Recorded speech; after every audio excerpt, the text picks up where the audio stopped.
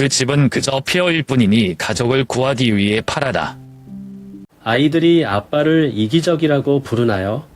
그 집은 너희 어머니가 마지막 숨을 쉬는 곳이고 우리 가족이 행복했던 곳이야.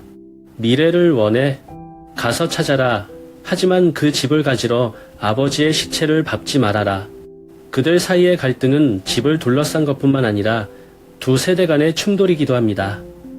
하나는 전통적 가치를 지키고 다른 하나는 실용적 계획에 따라 움직입니다. 자녀들의 외로움과 압박감에 직면한 여정에서 유병호는 가족과의 지속적인 갈등에서 벗어나기 위해 집을 과거의 일부로 유지할지 포기할지 결정해야 한다. 용산에서는 작은 비탈길과 낡아빠진 집들 사이에서 한 남자가 말년을 묵묵히 살아간다. 한때 보금자리였던 집은 이제 추억과 침묵으로 가득 차 있다. 그러나 그 평화 속에서 그는 가족 간의 갈등에 직면하기 시작했다. 그 무엇보다도 작지만 고통스러운 균열이 있었다. 아내와 아이들의 웃음소리가 들렸던 이 작은 집에서 혼자 살았다. 하지만 시간이 모든 것을 바꿨습니다. 이제 저는 매일 스스로에게 묻습니다. 저와 아이들 사이의 거리가 제 잘못인가요? 아니면 현대 생활이 가져다 준 필연적인 것인가요? 그 답은 아마도 제가 놓지 않은 기억들 사이에 어딘가에 있을 것입니다. 서울 용산구에 있는 낡아빠진 작은 통나무집에서 혼자 사는 유병호, 75라고 합니다. 이 지역은 호화롭거나 현대적이지 않지만 나는 그것이 주는 평화로운 느낌을 사랑한다. 집은 작은 비탈길에 위치해 있고 내려다보면 은행나무가 늘어선 좁은 길이다. 가을에는 단풍이 떨어져 통로를 뒤덮고 있어 한 폭의 그림처럼 아름답다. 저는 젊었을 때부터 머리가 희끗희끗해질 때까지 거의 40년 동안 이곳에 살았습니다. 이곳은 돌아가신 제 아내와의 추억으로 가득 차 있습니다. 그녀는 7년 전에 병으로 세상을 떠났습니다. 그 이후로 저는 고요함에 익숙해지거나 적어도 익숙해진 것 같습니다. 저는 두 아이가 있지만 둘 다 해외에서의 개인 생활로 바빠요. 때때로 그들은 나에게 안부 전화를 걸지만 긴 대화를 나누기에는 시간이 결코 충분하지 않다. 그래, 모든 사람은 자신의 책임이 있다. 그래도 가끔은 외로움을 느낄 수밖에 없다. 옛 친구들도 많이 남아있지 않고 몇몇은 죽고 몇몇은 멀리 이사했습니다. 사실 저는 저 자신이나 이 집에서 저와 친구가 된 유일한 동물인 날이라는 이름의 황금고양이와 자주 대화를 나누었습니다. 그날은 추운 겨울 아침이었다. 작은 집은 첫눈이 기와 지붕을 하얗게 덮으면서 어느 때보다 조용해졌다. 시계가 막 아침 7시를 가리키고 있었고 평소처럼 생강차를 만들기 위해 뜨거운 물을 준비하고 있었습니다. 욕실에 들어갔을 때 어디서 새어나왔는지 모르는 웅덩이를 실수로 밟았다. 알아차리기도 전에 나는 바닥에 심하게 넘어졌고 무릎이 따끔거리고 온몸에 저린 느낌이 퍼졌다. 움직이려고 하는데 무릎이 잠긴 것 같아. 밖에 온도가 0도 안 되는데도 식은땀을 흘리면서 누워 있었어요. 누군가가 눈치챌 때까지 여기 누워 있어야 하나? 그 생각이 나를 오싹하게 했다. 나는 남은 힘을 다해 천천히 거실로 기어나갔다. 책상 위에 놓인 전화기는 멀지 않았지만 저는 그 당시에 전화기가 전 세계에서 멀리 떨어져 있었던 것과 같았습니다. 나는 떨면서 손을 테이블로 가져가서 응급 호출 번호를 눌렀다. 교환원의 목소리는 따뜻하지만 긴급한 목소리로 울려 퍼졌다. 나는 몇 단어를 더듬어서 그들이 상황을 이해하기에 충분했다. 나는 소파에 기대어 앉아 창밖을 내다보았다. 눈은 여전히 내리고 한 송이 한 송이씩 하얗게 지상에 부드럽게 착륙했다. 나는 겨울이 그렇게 춥다고 느껴본 적이 없다. 다만 이 추위는 날씨뿐만 아니라 내가 정말 옆에 아무도 없다는 막연한 두려움에서 온다. 병상에 누웠을 때 나는 하얗게 질린 천장과 혼란스러운 생각들로 가득 찬 마음을 바라보았다. 창문에서 나온 빛이 커튼을 통해 새어나와 반대편 벽을 비추었다.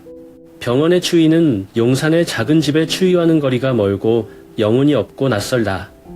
나는 방금 의사로부터 내 다리가 깁스를 해야 하고 회복하는데 적어도 몇 달이 필요하다는 말을 들었다.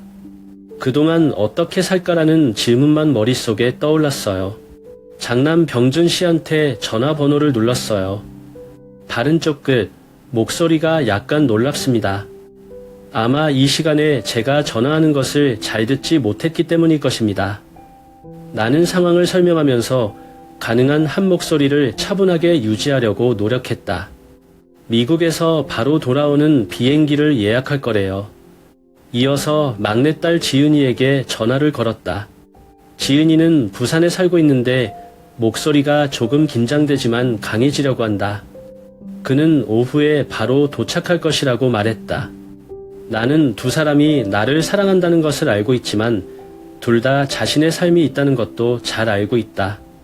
병준은 강희와 소가족으로 바쁜 미국의 대학 교수, 지은이는 부산의 한 대형 호텔의 매니저로 일하고 있는데 일이 너무 긴장돼 좀처럼 집에 오지 않는다. 폐를 끼치고 싶지는 않지만 이번 상황은 제게 선택의 여지가 없습니다. 오후가 되자 두 사람은 모두 병원에 있었다. 병준은 정장을 차려입고 방에 들어오면서 핸드폰으로 이메일을 확인한다. 지은이는 오히려 두꺼운 외투를 입고 장거리 열차 후 피곤한 기색이 역력했다. 처음에는 둘 다 제 건강에 대해 물었지만 몇 분 후에 방 분위기가 바뀌기 시작했습니다. 병준은 말했다. 지은아, 내가 좀 더 가까이 있으니까 당분간 아빠 좀 돌봐줘. 당신은 그쪽 일을 포기할 수 없어요. 지은은 미간을 찌푸리고 즉시 반응했다. 말을 쉽게 하시죠. 당신의 직업은 어떻습니까? 저도 시간이 없어요. 게다가 당신은 장남이고 이 책임은 당신에게 있어야 합니다. 장남, 이제 누가 그런 걸 신경 쓰겠어요? 너는 내 일이 얼마나 중요한지 잘 알잖아. 논쟁이 점점 격렬해지고 있다. 나는 침대에 누워서 말을 왔다 갔다 하면서 마음이 무거웠다. 의자 모서리에 놓인 지은의 핸드백에 시선이 머물다 다시 수화기를 움켜쥔 병준의 손을 바라보았다. 둘 다 그들에게 중요한 것, 일, 책임, 일상적인 걱정에 대해 생각하고 있고 나는 단지 아빠는 괜찮아요. 걱정하지 마세요. 라고 말하고 싶어요. 하지만 나는 말을 할 수 없다. 고통 때문이 아니라 깊은 슬픔 때문에 목이 메었다. 내가 짐이 되었나요?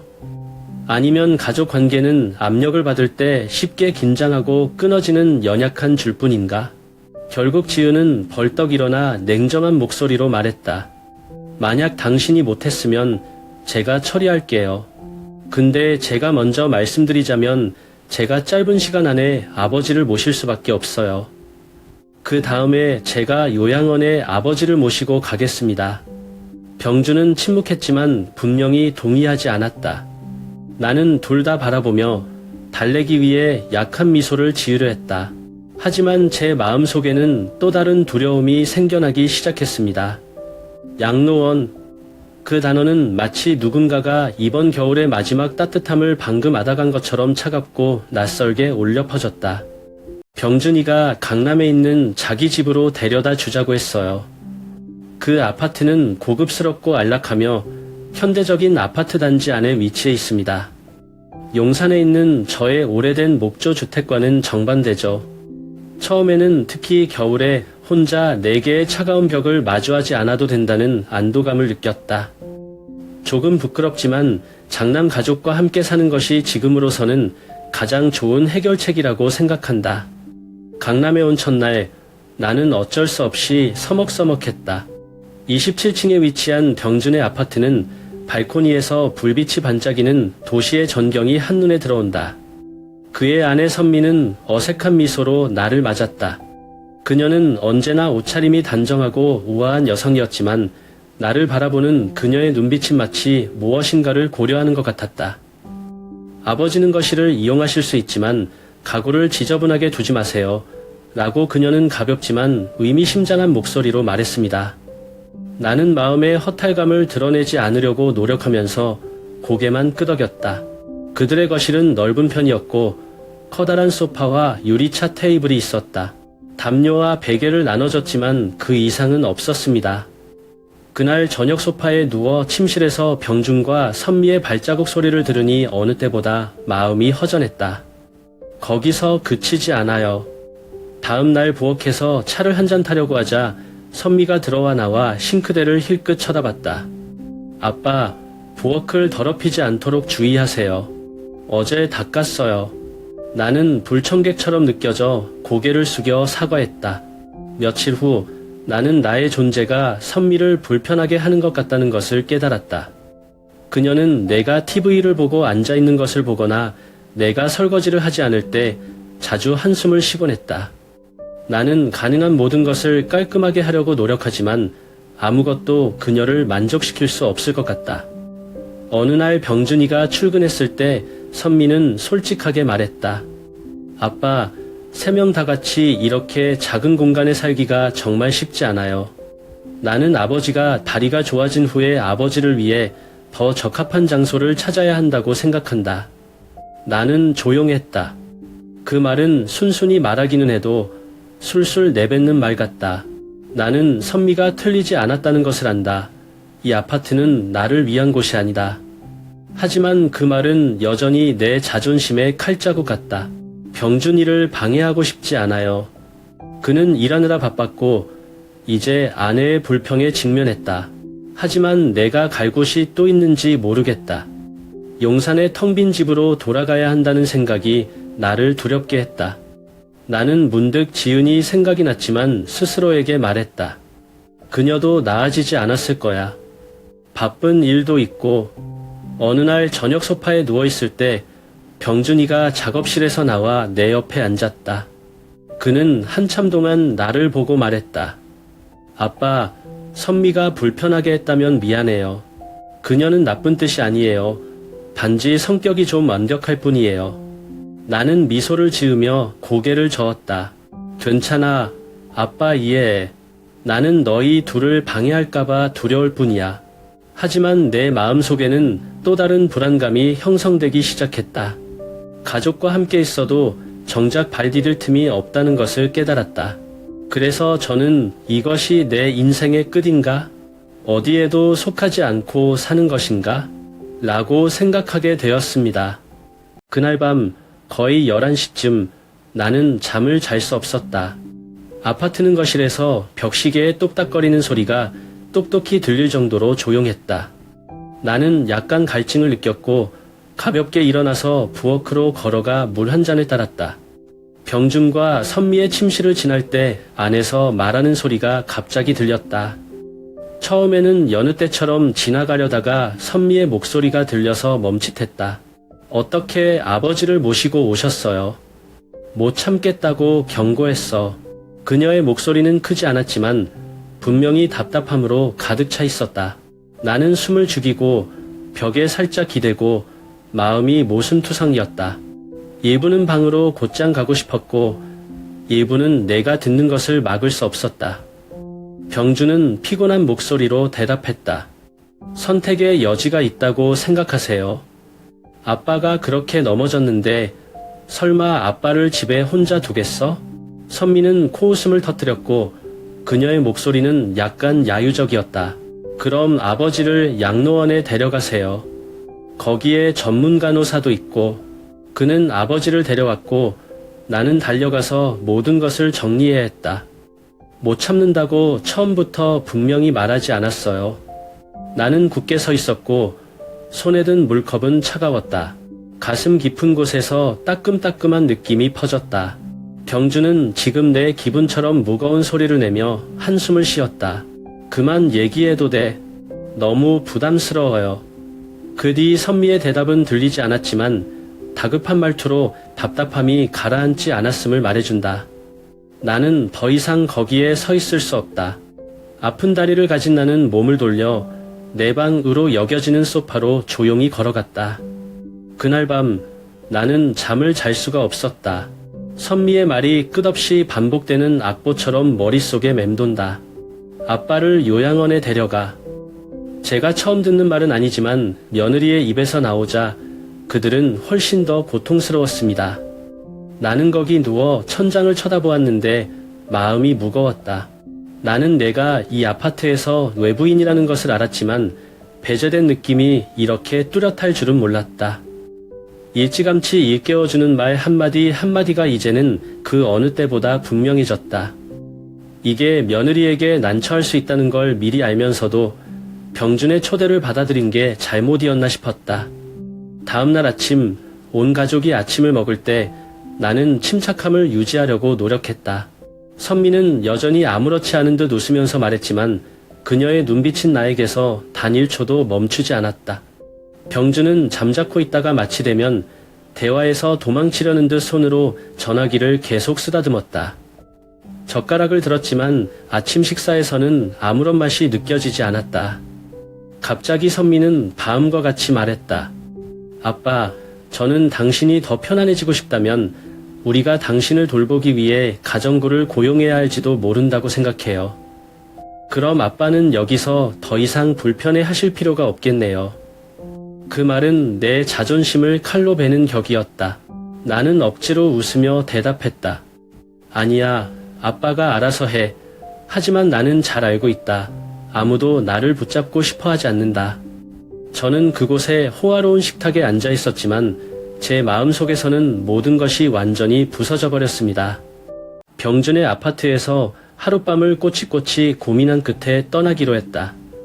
아침에 떠나기 전에 간단한 종이 한 장만 남겼다. 아버지는 그동안 저를 돌봐주셔서 감사합니다. 아빠는 더 이상 귀찮게 하고 싶지 않으니 지은이 집에 갈 것이다. 잘 지내요. 서울에서 부산으로 가는 기차 안에서 나는 조용히 앉아서 창밖으로 눈을 가린 하얀 들판이 보였다. 지은이랑 있으면 좀 다를 것 같아서 스스로에게 말했어요. 그녀는 항상 전화하고 항상 내 건강을 묻고 매번 고집한다. 아빠, 여기 와서 나랑 살자. 내 집은 넓잖아. 내 남편도 아빠를 많이 사랑해. 부산역에서 내리니까 지은이가 대기하고 있었어요. 그녀는 두꺼운 외투를 입고 빨간 스웨터를 입었고 내 슬픔을 없애줄 것처럼 얼굴이 환했다. 아빠, 저예요. 짐가방을 들고 달려온 지은이는 오랜만에 만난 친구를 맞이하는 듯 반가운 표정이었다. 집에 도착했을 때 나는 안도감을 느꼈다. 지은이의 아파트는 병준이의 집만큼 크지는 않지만 아늑하고 활기가 있다. 남편 도현 씨도 얌전한 미소를 지으며 마중 나왔다. 아버지는 집처럼 편히 계세요. 그는 정중한 목소리로 말했다. 이곳이 내가 정말 속해 있는 곳일 수도 있다는 생각이 들기 시작했다. 처음에는 지은이가 저를 잘 챙겨줬어요. 그녀는 제가 좋아하는 음식을 만들어주고 매일 밤 생강차를 타주며 제가 어디가 불편한지 항상 물어봅니다. 나는 또한 거실에서 단지 신문을 읽거나 TV를 시청하면서 문제를 일으키지 않으려고 노력한다. 하지만 그 기쁨은 오래가지 못했다. 일주일쯤 지나자 도연의 태도에 변화가 보이기 시작했다. 초창기에 그는 제 시간에 집에 와서 나와 약간의 대화를 나눴다. 그러나 점차 그가 집에 오는 시간이 늦어졌다. 그는 문에 들어갈 때마다 고개를 숙여 인사만 하고 조용히 침실로 가서 아무 말도 하지 않았다. 어느 날 저녁 뉴스를 보며 앉아있던 중 부엌에서 도연이 지은이와 이야기하는 소리가 들렸다. 그의 목소리는 낮았지만 짜증으로 가득 차 있었다. 며칠만이라고 했잖아. 어쩌다 아버지가 여기 사셨어요. 지은이 약간 당황한 목소리로 속삭였다. 아버지를 혼자 둘 수는 없어요. 아버지가 방금 넘어지셨잖아요. 알겠어요? 알겠냐? 그런데 내 느낌에 대해서 생각해봤니? 집에 가면 진짜 사람 같아. 당신은 항상 모든 말과 모든 일에 주의해야 한다. 당신은 지쳤어요. 찻잔을 든 손이 식어 방 안의 모든 소리가 사라지는 느낌이었고 도연의 불평만이 가슴을 찔렀다. 나는 그를 비난하지 않는다. 사실 저는 이해합니다. 집에 나이 든 사람이 한 명 더 있는 것은 쉽지 않습니다. 그러나 이해는 한 가지이고 반대는 다른 것이다. 그 후 며칠 동안 도연과 저의 어색함은 더욱 분명해졌습니다. 그는 할 수 있을 때마다 나를 피했다. 인사도 공손했지만 눈빛은 따뜻함이 없었다. 어느 날 저녁 온 가족이 식사를 할 때 그는 갑자기 젓가락을 놓고 한숨을 쉬었다. 아빠, 여기가 불편하시면 저랑 지은이가 더 좋은 곳을 찾아볼까요? 노인들을 위한 시설이 완비된 센터가 있어서 아버지가 확실히 더 편하실 것이다. 나는 대답하지 않고 고개 숙여 밥그릇만 바라보았다. 지은이는 어리둥절해 다른 얘기로 넘어가려 했지만 식탁 위의 공기는 눈에 띄게 차가워졌다. 그날 밤 거실의 침대에 누워서 나는 도시의 불빛이 커튼 사이로 새어나오는 것을 바라보았다. 지은이가 저한테 아무리 잘해줘도 존재 자체가 부담스럽다는 걸 깨달았어요.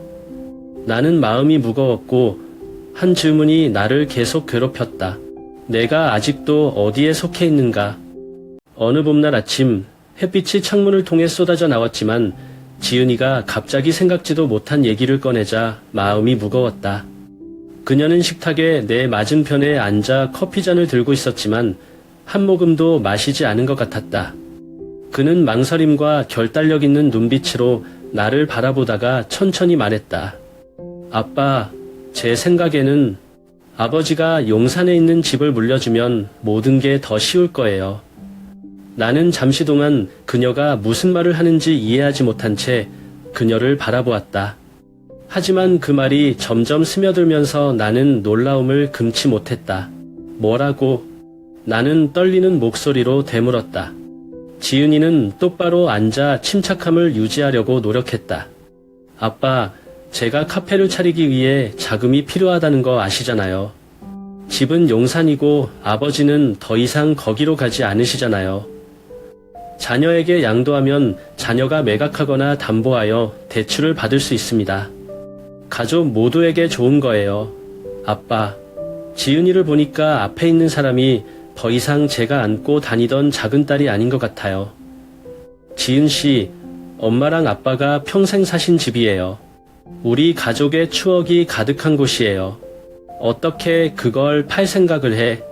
내 대답에 지은은 깜짝 놀랐지만 즉시 미간을 찌푸리고 목소리가 날카로워졌다. 아빠가 거기 안 사는데 집은 노후화되어 있고 그냥 두면 유지 보수 비용만 들 것이야. 아버지가 나에게 양도해도 손해볼 것이 없다. 그 돈으로 의미 있는 일을 하겠다고 약속할게. 나는 고개를 저으며 침착하려고 노력했다. 아니 지은이, 그 집은 재산일 뿐만 아니라 어머니와 딸이 살았던 곳이며 가족이 행복했던 곳이야. 아빠는 그렇게 할 수 없다. 집안의 공기가 응고되는 것 같았다. 지은이는 더 이상 말을 하지 않았지만 얼굴에 못마땅한 기색이 역력했다. 내가 먹고 있던 아침 식사가 갑자기 시시해졌다. 그날 저녁 나는 지은이가 침실에서 도연이랑 얘기하는 소리를 들었다. 문은 닫혔지만 소리가 나면 두세 문장을 들을 수 있을 만큼 충분했다. 이봐요. 아버지는 아무것도 이해하지 못해요. 그 집이 그냥 버려도 소용없나요? 아버지는 왜 내가 사업을 발전시키는 것을 도울 생각을 안 하셨나요? 무심한 목소리로 도연이 대답했다. 좀 더 설득해봐. 하지만 솔직히 아버지가 이렇게 고집한다면 조만간 다른 방법을 찾아야 할 것 같아요. 그 말은 내 마음을 죄는 듯한 느낌을 주었다. 도연이가 말하는 다른 방법이 뭔지는 모르겠지만 사랑하는 사람들이 뒤에서 수다를 떨고 있다는 생각이 나를 잠들 수 없게 만든다. 그 후 며칠 동안 지은이는 태도를 완전히 바꾸었다. 그녀는 더 이상 예전처럼 친절하지 않다. 그 말들은 간결해지고 심지어 냉정해지기도 한다. 한 번은 내가 저녁 식사에 대해 물었을 때 지은이는 그저 깐깐하게 대답했다. 아빠가 알아서 해 바빠요. 저는 제가 이 집에 있는 것이 육체적으로 뿐만 아니라 정신적으로 점점 더 부담이 되고 있다는 것을 깨달았습니다. 어느 날 저녁 거실에 앉아 조용히 전화기를 들고 전화번호부를 보았습니다. 병준 군한테 전화하고 싶었는데 손을 내렸어요. 왜 전화했어? 바른 질책을 듣기 위해서요. 창밖을 내다보니 가로등이 야른 커튼 위로 번쩍였다. 그 순간 아무리 낡고 추워도 가장 안전하다고 느끼는 용산의 옛집이 생각났다. 나는 궁금했다. 아마도 내가 그곳으로 돌아가야 할 때인 것 같다. 그날 저녁 6시경 지은이는 음식을 준비하며 부엌에서 분주했다. 칼소리가 규칙적으로 울리고 향긋한 음식 냄새가 아파트를 가득 채웠다. 저는 거실에 앉아서 그녀가 반짝이는 유리잔과 접시를 들고 식탁을 차리는 것을 지켜보았습니다. 분위기는 활기찬 것 같았지만 나는 이 저녁의 소속감을 느끼지 못했다.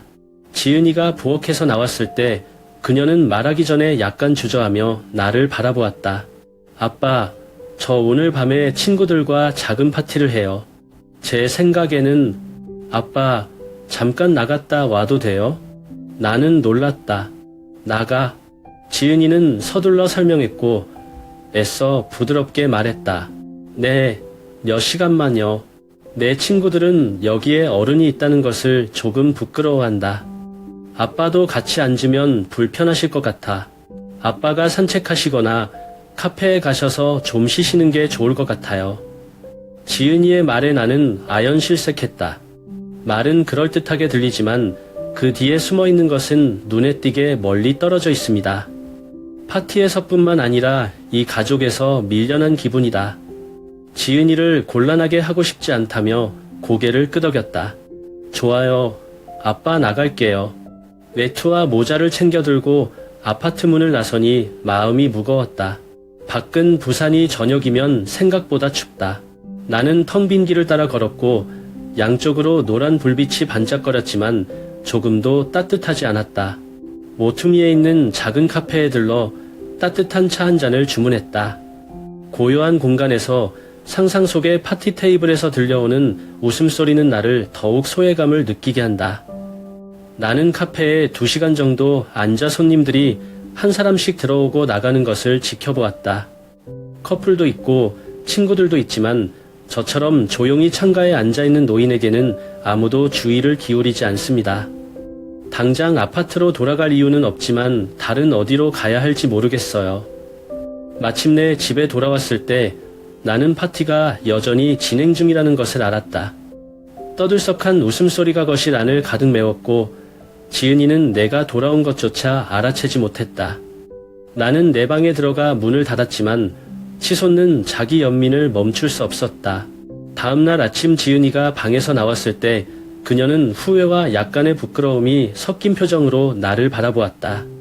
아빠, 어젯밤에 아빠 괜찮으세요? 아빠한테 나가라고 하는 건 무리인 거 알지만 내 친구들은 모두 직장 동료니까 불편해하고 싶지 않아요. 나는 싱긋 웃기만 했다. 괜찮아요. 하지만 솔직히 말해서 나는 이 집에 더 이상 자리가 없다는 것을 안다.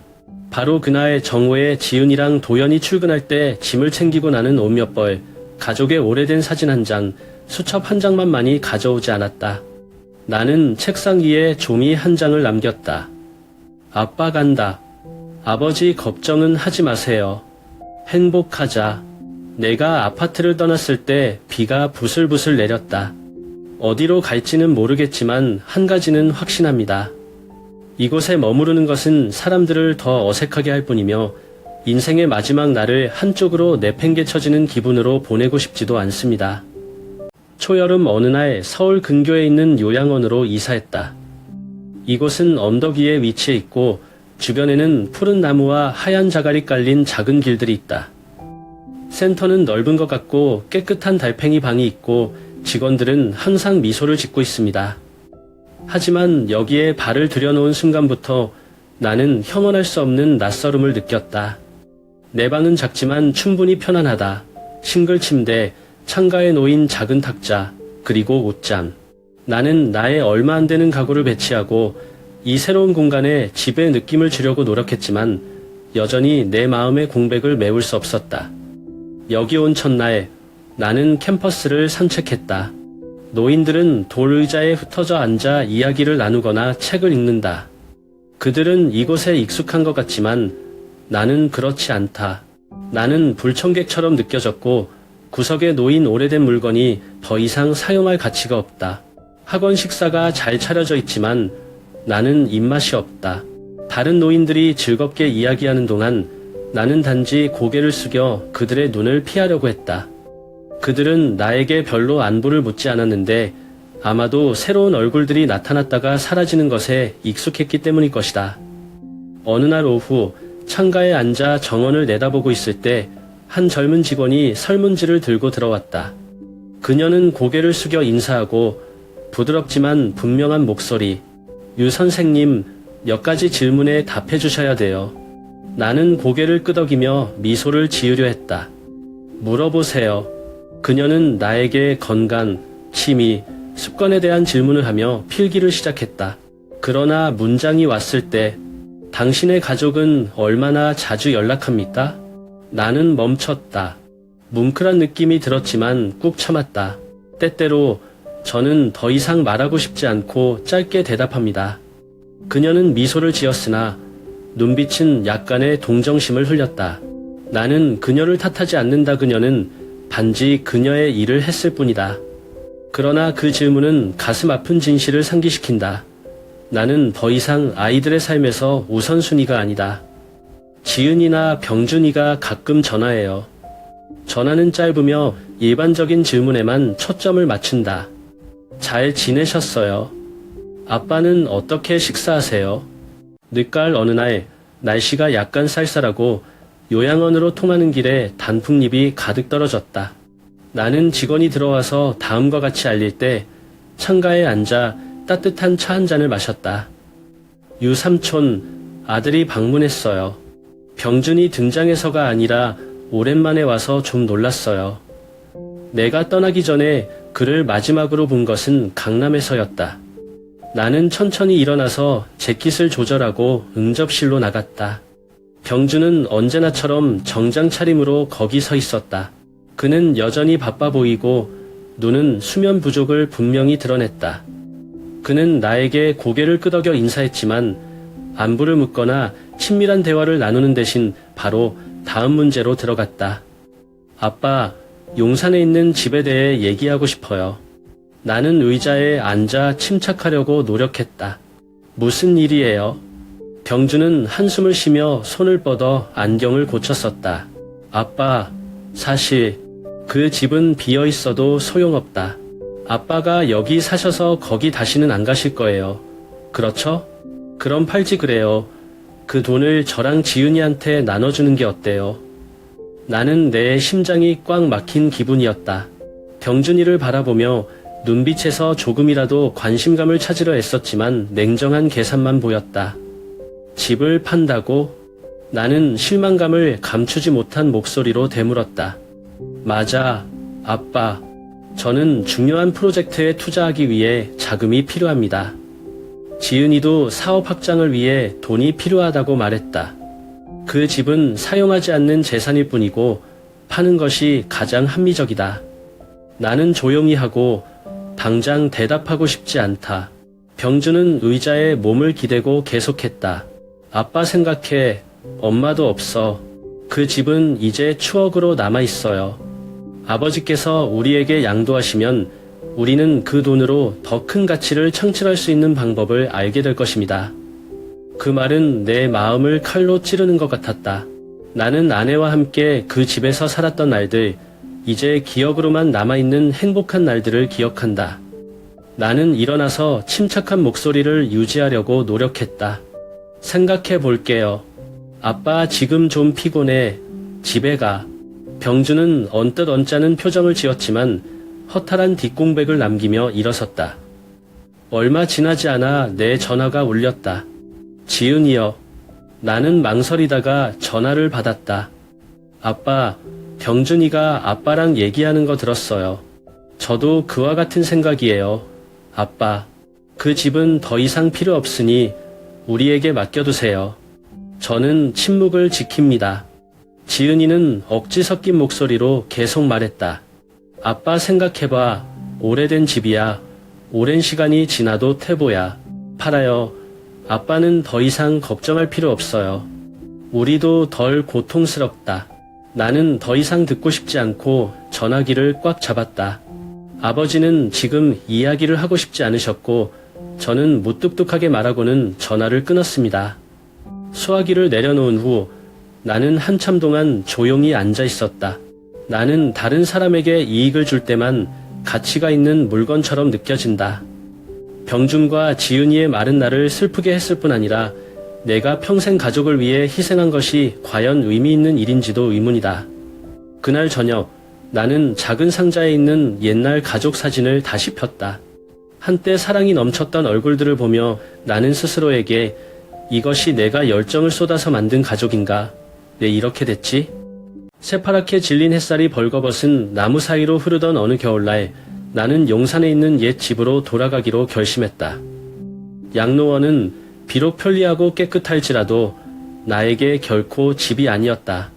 돌아오는 기차에서 양측이 지나가는 풍경을 보며 내 마음은 모순으로 가득 찼다. 그 집에 돌아가는 게 올바른 방법인가요? 집으로 통하는 작은 비탈길을 밟았을 때 시간이 거꾸로 가는 느낌이었다. 페인트가 벗겨지고 문 손잡이가 녹슬었지만 익숙한 나무 문은 여전히 거기에 있었다. 길 양쪽에 은행나무가 줄지어 있었고 마치 내가 돌아오기를 기다리고 있는 것 같았다. 나는 문 앞에 한참 동안 서 있었는데 마음에 기억이 가득 차서 오래된 열쇠를 구멍에 쑤셔 넣었다. 집은 조용하고 시간의 축축한 냄새를 풍긴다. 나는 주위를 둘러보았고 모든 것이 내가 떠난 날과 똑같았다. 오래된 책상과 더 이상 작동하지 않는 벽시계, 그리고 선반 위에 놓인 가족 사진. 그 이미지들은 나를 슬프게 하는 것이 아니라 이상한 평온함을 느끼게 한다. 나는 그날 바로 문잠금을 바꾸기로 결정했다. 일부는 자신의 사생활을 보호하기 위한 것이고 다른 일부는 아무도 더 이상 내 허락 없이 마음대로 들어올 수 없도록 하기 위한 것이다. 작업자가 자물쇠를 교체하러 왔을 때 그는 물었다. 혼자 사세요? 나는 가볍게 웃을 뿐 대답하지 않았다. 저녁이 되자 나는 낡은 책상 앞에 앉아 서랍을 잡아당겨 백지 한 뭉치를 꺼냈다. 나는 나의 유서를 쓰기 시작했다. 페이지의 각 필적은 내가 오랫동안 생각해온 결정이다. 이 집을 포함한 전 재산은 독거노인과 고아들을 지원하기 위한 자선단체에 기부될 것이다. 나는 이 재산이 내 아이들보다 그것을 진정으로 필요로 하는 사람들에게 기속되기를 바란다. 글을 쓰고 나는 펜을 내려놓고 앞에 놓인 종이를 응시했다. 말은 간결하지만 평생의 감정이 담겨 있다. 이것은 보복도 분노도 아니다. 그것이 제 마음의 모든 짐을 끝내고 모든 것이 제자리로 돌아가도록 하는 방법입니다. 병준이랑 지은이가 생각났어요. 나는 그들을 원망하지는 않지만 그것을 이익의 대가로만 여기는 사람들에게 재산을 맡길 수 없다는 것을 안다. 저는 제 일생을 가족을 위해 희생하며 보냈지만 이제는 뭔가 다른 것을 하고 싶은 때입니다. 좀 더 의미 있는 일이죠. 그날 밤 저는 지난 몇 년간 그 어느 날 밤보다 더 잘 잤습니다. 밖은 춥지만 마음은 따뜻해요. 더 이상 책임감과 소외감 사이에서 갈갈이 당하지 않는다. 저는 결정을 내렸고 결과가 어떻든 저는 여전히 편안함을 느낍니다. 내 인생의 행복과 슬픔의 세월을 지켜본 용산의 옛집은 이제 나나 내 아이들이 생각했던 것보다 더 필요로 하는 다른 삶의 터전이 될 것이다. 용산에 있는 오래된 집으로 돌아와서 제 삶의 리듬을 조금씩 재건하기 시작했습니다. 처음에는 집의 침묵이 나를 조금 슬프게 했지만 점차 나는 이 고요함을 사랑하는 법을 배워야 한다는 것을 깨달았다. 매일 아침 저는 6시에 일어나서 창문을 열고 신선한 공기를 마십니다. 첫 번째 햇살은 작은 부엌을 비추었고 그곳에서 나는 생강차 한 잔을 만들었다. 그것은 내가 수년 동안 지켜온 오래된 습관이다. 그리고 나서 나는 집 뒤의 정원으로 나왔다. 이 정원은 한때 제 아내가 꽃과 채소를 재배하던 곳이었지만 그녀가 돌아가신 후로 점점 황량해졌습니다. 저는 정원을 가꾸기 위해서가 아니라 기억을 찾기 위해서 정원을 복원하기 시작했습니다. 저는 야생에서 자라는 수풀을 다듬고 흙을 파내고 새로운 씨앗을 뿌렸습니다. 한 번은 나에게서 2집 떨어진 곳에 사는 나이든 이웃인 김씨가 허리를 굽혀 풀을 뜯고 있을 때 한 바구니를 들고 지나갔다. 유씨, 며칠 동안 바쁜 것 같아요. 라고 할머니가 웃으며 말했다. 나는 똑바로 서서 이마에 땀을 닦았다. 정원을 손질하고 있어요. 너무 오래돼서 숲이나 다름없었어요. 김 씨는 사과 바구니를 정원 옆돌 테이블에 올려놓으며 덧붙였다. 돌아오셔서 정말 기뻐요. 그가 집을 판다는 것을 알았을 때 나는 그가 다시 돌아오지 않을까 걱정했다. 할아버지 없으면 섭섭해요. 나는 미소를 지었고 내 마음이 조금 따뜻해지는 것을 느꼈다. 골목 끝에 있는 김 여사, 박 씨, 길가에서 꽃을 파는 젊은 미래 씨 등 이웃들은 모두 소박하지만 소중한 관계들이다. 그들은 내가 혼자 사는 이유에 대해 너무 많은 질문을 하지 않고 단지 인사를 하고 일상적인 이야기를 주고받는 것이다. 오후에는 정원 가꾸기를 한 후 책을 들고 현관 앞에 앉아 있곤 했다. 나는 아내가 사랑했던 오래된 책을 다시 읽었다. 책 한 장 한 장에 추억이 새록새록 담겨 있는 것 같다. 어느 날 나는 그녀가 여백에 썼던 메모를 보았고 글씨는 작지만 깔끔했다. 나는 그 글고에 손을 댔고 그녀의 마음이 여전히 어디에 있는지 보는 것 같았다. 한 번은 미래가 싱싱한 국화 한 다발을 들고 들렀어요. 젊은 여자는 활짝 웃으며 꽃다발을 탁자 위에 놓았다. 나는 당신의 집의 색깔이 조금 부족한 것 같아요. 이건 오늘 아침에 내가 자른 꽃이야. 선물. 나는 고개를 끄덕이고 감사하며 물었다. 꽃 파는 일은 어떻게 돼가요? 미래씨? 괜찮았는데 어제 비가 와서 많이 못 팔았어요. 그런데 아저씨, 우리 집 뒷뜰이 너무 예뻐요. 지나가다가 작은 카페인 줄 알았어요. 미라의 말에 웃음이 터졌다. 정원은 아직 미완성된 곳이 많지만 그 칭찬은 나의 노력이 헛되지 않음을 느끼게 한다. 그렇게 독립한 날들의 나는 점점 편안함을 느꼈다. 나는 항상 행복한 것은 아니다. 여전히 외로울 때도 있고 차 테이블에 앉아 아이들이 무엇을 하고 있는지 나를 기억하는지 자문하는 밤도 있다. 하지만 이런 생각에 잠기는 대신 저는 작은 것에서 즐거움을 찾기로 결심했습니다. 막 피어난 꽃, 이웃과의 대화, 또는 제가 현관에 앉아 있을 때 지나가는 가벼운 바람의 느낌.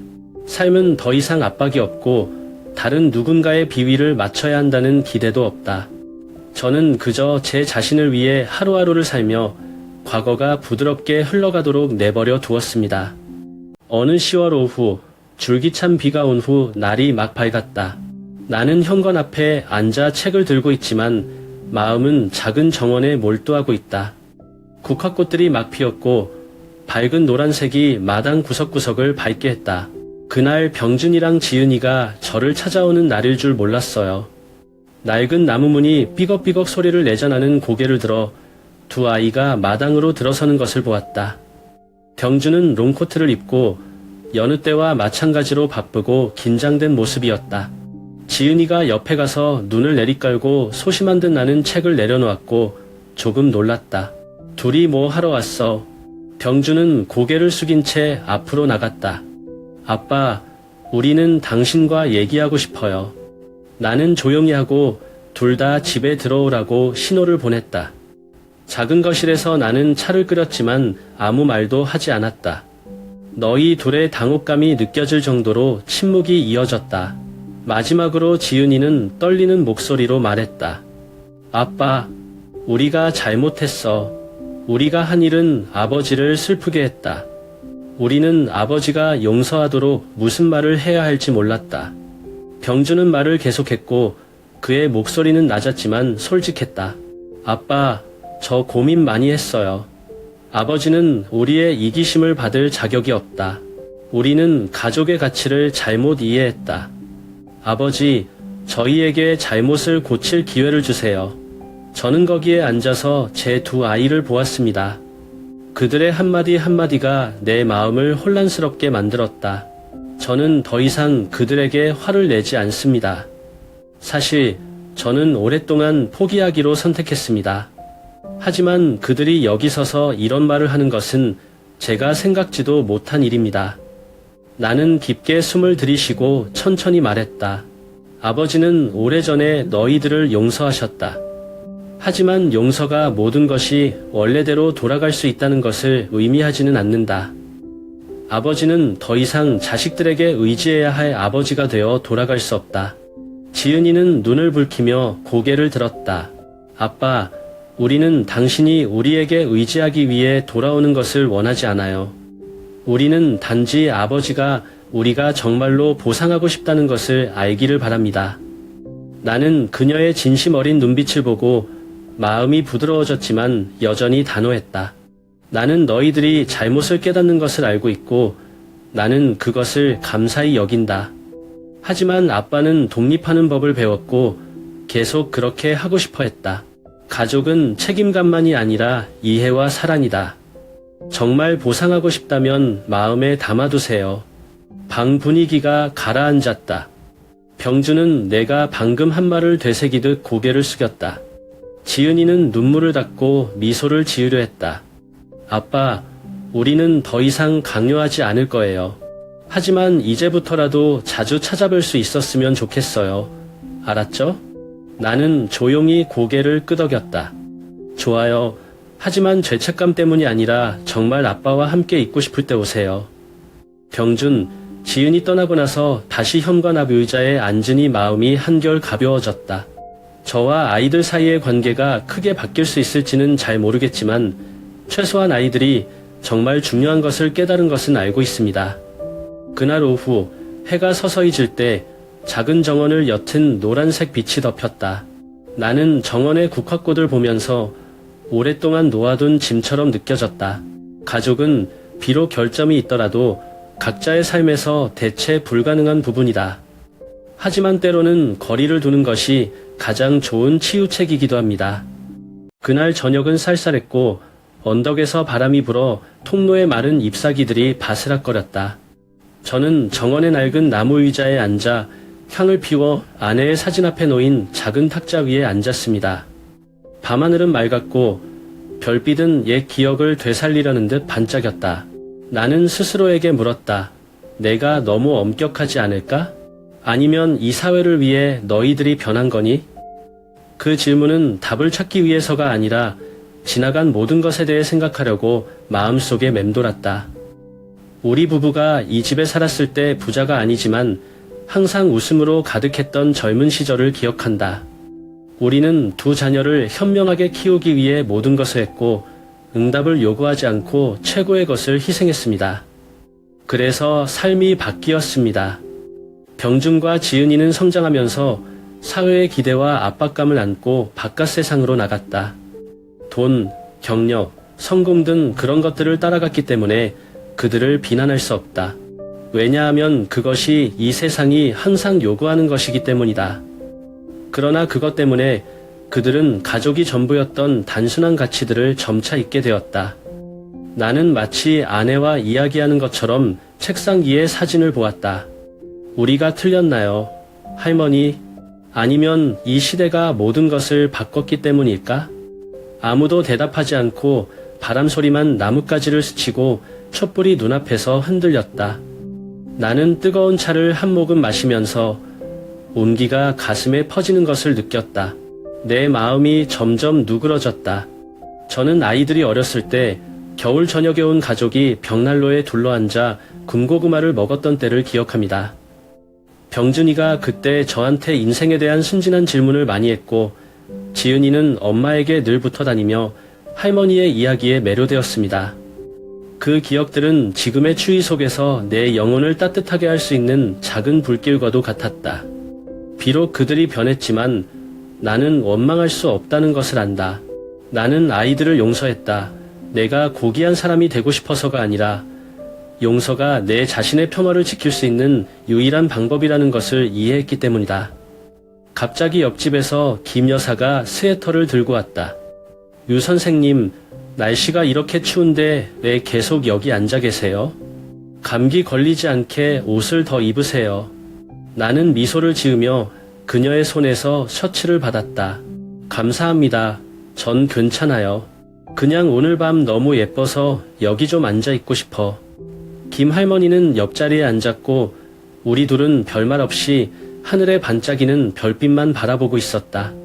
설명도 질문도 없는 그녀의 소박한 존재는 나를 그 어느 때보다 편안하게 만들었다. 김 여사가 떠났을 때 나는 다시 내 생각을 가지고 돌아왔다. 아마도 제 아이들은 정말로 변하지 않았을 것입니다. 그들은 여전히 나를 사랑하고 단지 표현 방식이 다르고 사회가 어깨에 가하는 압력과 기대감으로 왜곡되었다.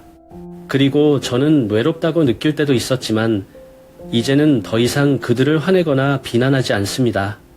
밤하늘을 올려다보며 저는 속으로 생각했습니다. 평화는 잃어버린 것을 붙잡는 데서 오는 것이 아니라 그것을 버리고 받아들이는 법을 배우는 데서 오는 것이다. 그 순간 저는 깨달았습니다. 저는 진정한 평온을 찾았습니다. 바깥에서가 아니라 영혼 안에서 말이죠.